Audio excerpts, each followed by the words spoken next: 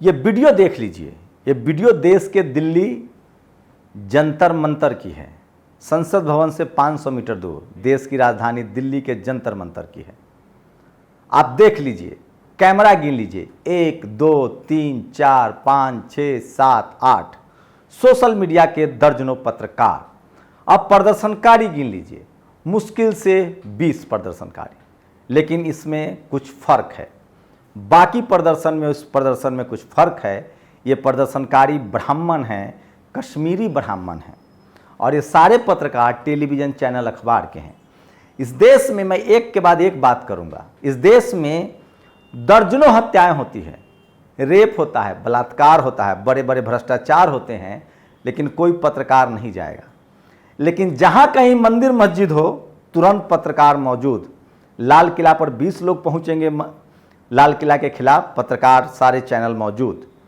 कश्मीर के 20 ब्राह्मण पहुंचे, सारे मीडिया वाले वहां मौजूद। 5 से 10 पाकिस्तान के खिलाफ प्रदर्शन होंगे, सारे मीडिया वाले मौजूद। 5 से 10 मुसलमानों के खिलाफ प्रदर्शन होगा, सारे मीडिया वाले मौजूद। लाखों लोग जुड़ जाएं शेड्यूल कास्ट के, दीक्षा भूमि, अंबेडकरवाद को लेकर कोई कार्यक्रम हो जाए, कोई मीडिया नहीं जाएगी। पता है आपको क्यों ऐसा होता है? ऐसा इसलिए होता है ताकि इस देश में जो जाति का वर्चस्व है वो बना रहे। अब मैं बताता हूं, मैंने इन लोगों का इंटरव्यू भी किया। संजोग से मेरी किस्मत खराब थी, मेरा ऑडियो लेवल गड़बड़ हो गया।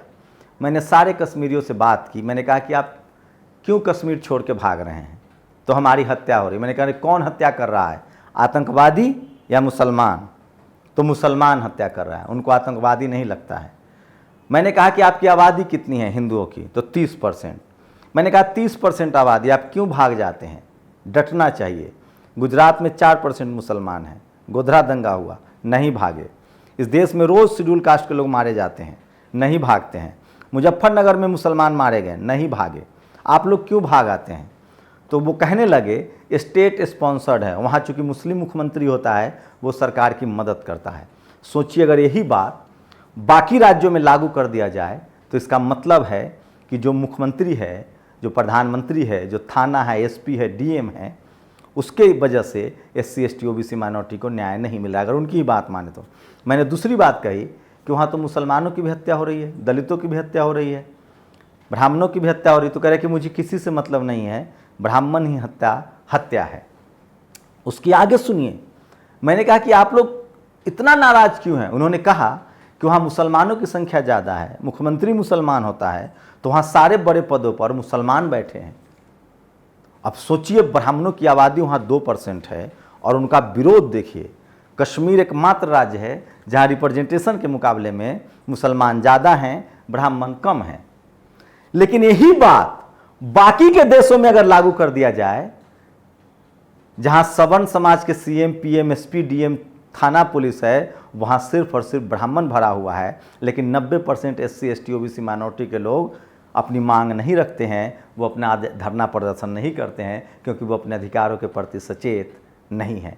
अब एक तीसरी बात सुनिए, मैं उसी कश्मीर से जोड़ रहा हूँ। मैंने उनसे पूछा कि कश्मीर में जो हो रहा आतंकवाद या जो भी मुसलमान ही अगर कर रहा है, तो लॉ एंड ऑर्डर का मामला है, गृह मंत्रालय आपके पास है, LG आपके पास है, वो कार्रवाई क्यों नहीं करते हैं? तो नहीं, मुझे सरकार से कोई दिक्कत नहीं है। सोचिए, मुंबई हमला हुआ था, गृह मंत्री कपड़ा बदलने के चक्कर में इस्तीफा देना पड़ा, रेल मंत्री को इस्तीफा देना पड़ता है। लेकिन गोधरा में दंगा हुआ, मुख्यमंत्री का इस्तीफा नहीं हुआ। तो सवर्ण समाज के लोग किसी भी कीमत पर इस सरकार के साथ तटस्थ हैं, मजबूती से सरकार के साथ हैं। वो अपने लिए धरना प्रदर्शन भी कर रहे हैं, लेकिन SC ST OBC माइनॉरिटी के लिए संभव नहीं है। मैंने उनसे यहाँ तक पूछा, वो आवाज़ ख़राब हो गई। मैं अपने आप को दोषी मानता हूँ, लेकिन फिर भी मैं वो वीडियो डाल रहा हूँ। आप लोग बिना ईयरफोन के सुनिएगा, आपको आवाज़ कुछ न कुछ सुनाई देगी। मैंने पूछा कि क्या बाकी हत्याओं का विरोध करेंगे जो देश भर में दंगा फसाद हो रहा है? कहीं मुस्लिम लिंच किए जा रहे हैं, कहीं शेड्यूल कास्ट मारे जा रहे हैं। उनका कहना था कि मुझे उससे मतलब नहीं है, हमारे बच्चे मारे जा रहे हैं, उससे मतलब है। और 1000 दर्जनों मीडिया वहाँ मौजूद थी, उन सब ने इसको कवर कर रहे। तो ये है, देखिए, सोचिए, जिनका जुडिशियरी मीडिया ब्यूरोक्रेसी पर कब्जा है, वो किस तरह से सोचते हैं। आप सोचिए, वो कौन लोग हैं जो जाति जनगणना का विरोध कर रहे हैं? 20,000 करोड़ का प्रधानमंत्री का आवास बन रहा है, संसद बन रहा है, 9,000 करोड़ का जहाज है, 800 करोड़ का उनका दफ्तर बन रहा है, उससे कोई आपत्ति नहीं है। लेकिन 500 करोड़ में बिहार में जनगणना होगी तो चित्रा त्रिपाठी और तमाम ब्राह्मण पत्रकारों के पेट में दर्द होता है। अब तो गूगल का भी मामला सामने आ गया है। गूगल जो विदेशी कंपनी है उसमें भी जाति को लेकर ये बहस करने में डरते हैं। तो कश्मीरी ब्राह्मणों का कहना है कि ब्राह्मण की हत्या हत्या है, बाकी सब यही है मनुस्मृति, यही है मनुस्मृति। और आप कहते हैं कि जाति खत्म हो गई है। मैं कह रहा हूँ कश्मीर में जो हो रहा है वो लॉ एंड ऑर्डर का मामला है। अगर आतंकवादी है तो उस पर कार्रवाई हो, उसको मारा जाए। हम सब भारत के नागरिक हैं। मैंने उनसे पूछा कि क्या कश्मीर भारत में नहीं है? क्या कश्मीर के लोगों को, कश्मीर के ब्राह्मणों को भारत के दूसरे राज्यों में जो होता है उससे मतलब नहीं है? तो उनको सिर्फ अपनी दिखती है कि नहीं, मेरे साथ जो हो रहा है वो देखिए। मैं इसलिए कह रहा हूँ भारत जाति और धर्मों में बटा हुआ देश है। जब तक हम संविधान को नहीं मानेंगे तब तक हम एकजुट नहीं हो पाएंगे। ये लबुलवाब था। ये वीडियो मुझे इसलिए बनाना पड़ा। एक कैमरा देख लीजिए कश्मीरी पंडितों के प्रोटेस्ट का, ये कश्मीरी पंडितों के प्रोटेस्टर्स की संख्या देख लीजिए जो दूसरे विंडो में चल रहा है, और यही पूरी बातचीत का लबुलवाब था।